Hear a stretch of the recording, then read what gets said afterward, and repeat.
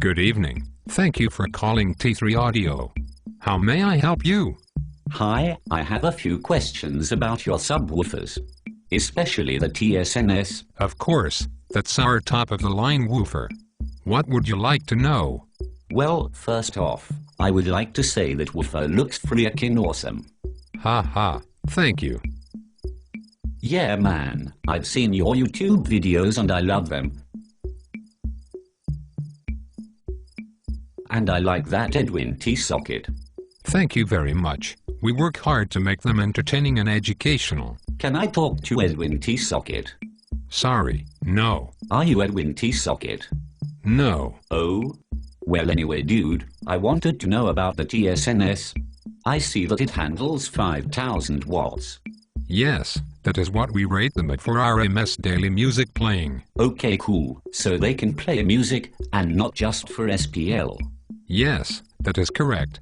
They are designed and built as an extreme ground-pounding woofer.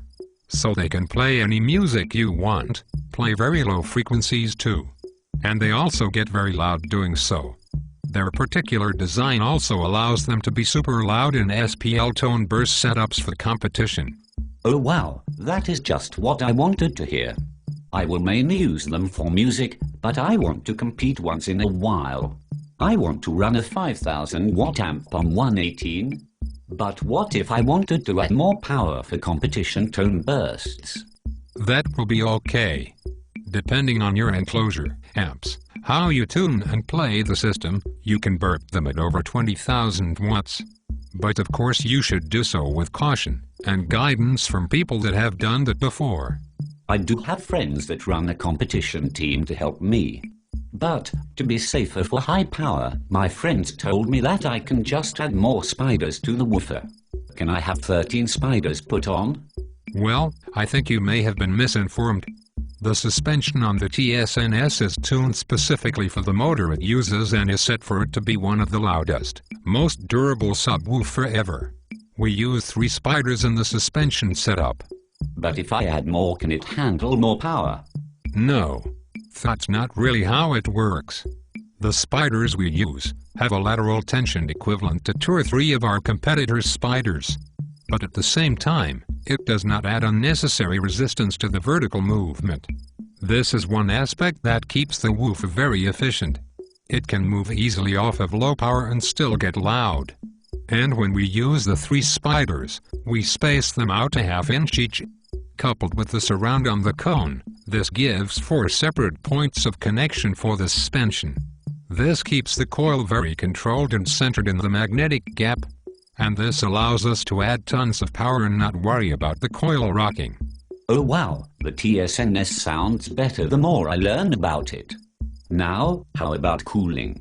Will the coil stay cool if I want to play for long periods of time? I have heard that if you don't have enough power to move the woofer a large amount, the coil will overheat and I could blow the woofer from not enough power. Or if I hook too much power, I could burn it up. Well, that is another thing you may have been misinformed on. If there is not enough power to move the woofer, there is not enough power to heat the coil beyond its limits. That misconception comes from people trying to compensate for underpowered amps by turning up bass boost past point of distortion. And distortion adds heat without adding usable power. With that said, the TSNS uses one of the most reliable and heavy-duty voice coils on the planet, made proudly in the US of A, not far from where we construct the woofers themselves. The coil is 4 inches diameter with a tall winding height. The height is set in conjunction with the suspension travel, so that the woofer can move up to 4 inches peak to peak with the coil still under control. The majority of this coil is positioned above the gap while in motion, so heat can radiate off of the coil through the spider plateau venting. And at the times when the coil is positioned down in the gap, there are vent holes in the backplate of the motor, and also cross-cooling channels to the bottom half of the pole piece. The movement of the coil forces hot air out of these vents and pulls cool air in. Oh excellent. Thank you. I really want a TSNS in my car. How heavy is it? About 100 pounds. Dang. Yo. What about the FS of the sub? I want to make sure it will sound good. FS varies from woofer to woofer, and how long it has been played. But in general it will be around 30 Hz.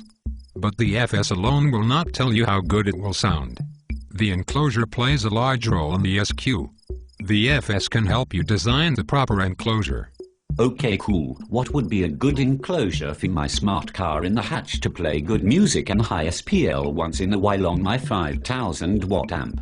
Generally, I recommend a 6 cubic foot enclosure after displacement of the woofer in the port. The port should be between 50 to 75 square inches of port area. Okay, cool, Benzio.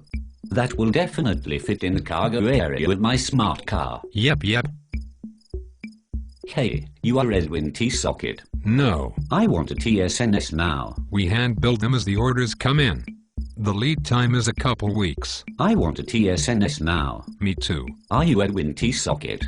No. T3 Audio is the bestest, most wonder-fantastical woofer company ever. Thank you.